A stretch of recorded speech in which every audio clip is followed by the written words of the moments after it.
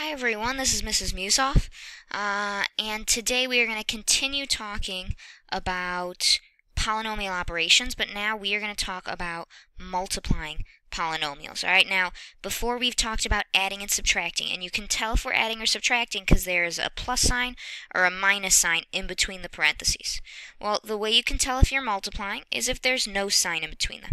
Right? No sign and just parentheses means we're going to be multiplying. Okay, so I'm going to show you a couple helpful ways for multiplying, and you can kind of decide which method you like best and go with that method. All right, you definitely don't have to do them all.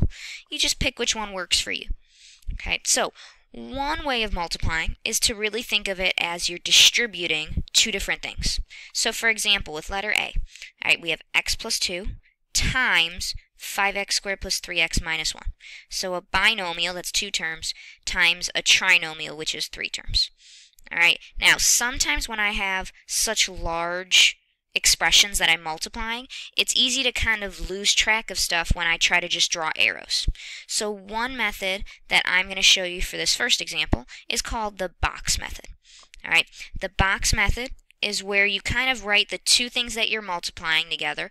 One of them goes straight across the top, and I usually like to do the longer one, so I'm going to do 5x squared plus 3x and minus 1. Okay, and then one of them goes along the side. So the other thing that I'm multiplying by here is x plus 2, so I'll put an x and then a plus 2. And what you do is you kind of create this box that's going to help us to factor. What it does, ideally, is it helps you kind of keep track of your terms, because when you're multiplying something this big, it's easy to lose track of stuff. Alright, so now I can see, alright, whatever stuff is inside each one of these boxes, that's what I'm going to use in order to add together and write my final answer. Okay, so that's what we're going to try to do here. Now, one little side note that I'm going to mention, just to remind you a rule about multiplying. When you do something like x to the second times x, remember that's like x to the first, and you add the exponents, so that'll equal x to the third. So don't forget, when you're multiplying, we add the exponents. Alright, so for example, 5x squared times x, that's like an x to the first, so that would turn into 5x to the third. 3x times x to the first, that would turn into a 3x squared. And then negative 1 times x to the first would just be negative 1x. Alright, and I'll do the same thing down here. 5x squared times 2, so that'll turn into a 10, but it stays x squared because there's no other x here. 3x times 2, that'll be 6x, and negative 1 times 2 will be negative 2. So now all the stuff that I've written inside of this box, the stuff for me that I wrote in purple, that's what's going to come down here. That's what I'm going to try and add together. Or another thing you can do is try to add it right away before writing it down. Because one thing you might notice is that you end up getting these like terms in diagonal boxes. So it makes it kind of easy to just add together. Alright, like let's try it. Like 5x to the third would be by itself. So I would just bring that down. But then these two I can combine together. That's a positive 10 and a positive 3. So that would be positive 13x squared. And same thing here. I have a positive 6 and a negative 1, so that's positive 5x. And since this is the only one for the negative 2, I would just bring that down. And that would be my answer. Okay, so the box method is for those of us who have trouble staying organized. This is a great way to organize all of your terms. Alright, now, sometimes the box method is unnecessary. Like, this is really only useful to me when there's a lot of different pieces. For a problem like letter B, there's not that many pieces. So for something like this, I would probably just use my arrows. And I would distribute this 2x squared. Remember, the no sign here means it's multiplying. That's how I know to distribute. Distribute means multiply. Okay, so I would do 2x squared times x. That would be my first piece. Put a plus sign in the middle, and then I do 2x squared times 3. And then I just have to multiply. Alright, remember this is like an x to the first, so that becomes 2x to the third. 2 plus 1 is 3. And over here I just multiply the 2 and the 3, that'll be 6x squared. And then just always check if you have any like terms. In this case I don't, because it's x to the third and x to the second. So I'm done. Alright, so that's just some multiplying examples. Now, here's where it can get a little tricky. A lot of times, so this says 2x minus 3 to the third.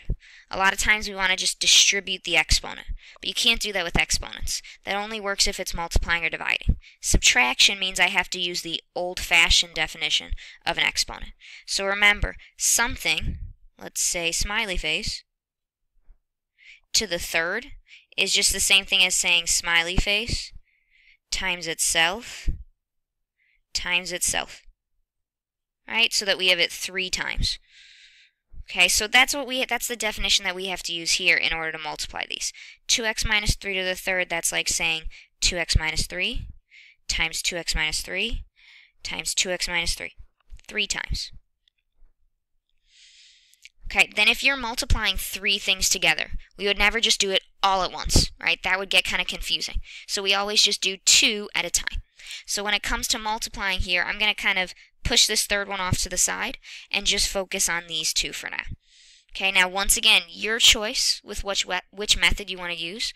You could use the box method here, or you could just use arrows. I'll try arrows for this one, and I'll do the box method for the next one, just so you can see both again. Alright, so this would be like saying 2x times 2x, and then 2x times negative 3. I think I'm going to run out of room. I better write this more over here. 2x times 2x, 2x times negative 3, and then I go underneath for the next arrow, so negative 3 times 2x. I'll draw this line over here. And then the last one is negative 3 times negative 3. Alright, so 2 times 2 is 4. And then this is like an x to the first and an x to the first. So that's x squared. Over here, 2 times negative 3 is negative 6, and that's just an x. Negative 3 times 2 is negative 6 with just an x. And then negative 3 times negative 3, be careful, that is a positive 9. Okay, now I'm not going to move on to this third one yet. First, I want to simplify this one as much as I can. It just makes the rest of the problem easier. So I'm going to combine some like terms here. I have a negative 6x and a negative 6x. That's negative 12x. So now that's as simplified as it can be. Now I'm not done, because remember, I still have this third one that I have to deal with. So I'm going to bring that third one down. And now you end up with a problem that's a little bit bigger. So again, it might be helpful to do the box. So I'm going to try it. Alright, I'm going to line up my longer one on top, 4x squared minus 12x plus 9. And then I'll do 2x and minus 3.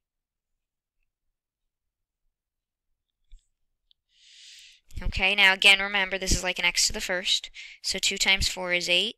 And x to the first times x squared is x to the third. Negative 12 times 2, that's negative 24. X to the first times x to the first is x squared. And then 9 times 2 is 18, and that's just an x. Right, and then we'll do the bottom row. 4x squared times negative 3 is negative 12. Bring down the x squared. Negative 12 times negative 3, that's positive 36 with just an x. And positive 9 times negative 3 is negative 27. Now remember, with the box method, the part that's nice is that the diagonals should end up being your like terms. So it makes it easy to find those so that you can add them together.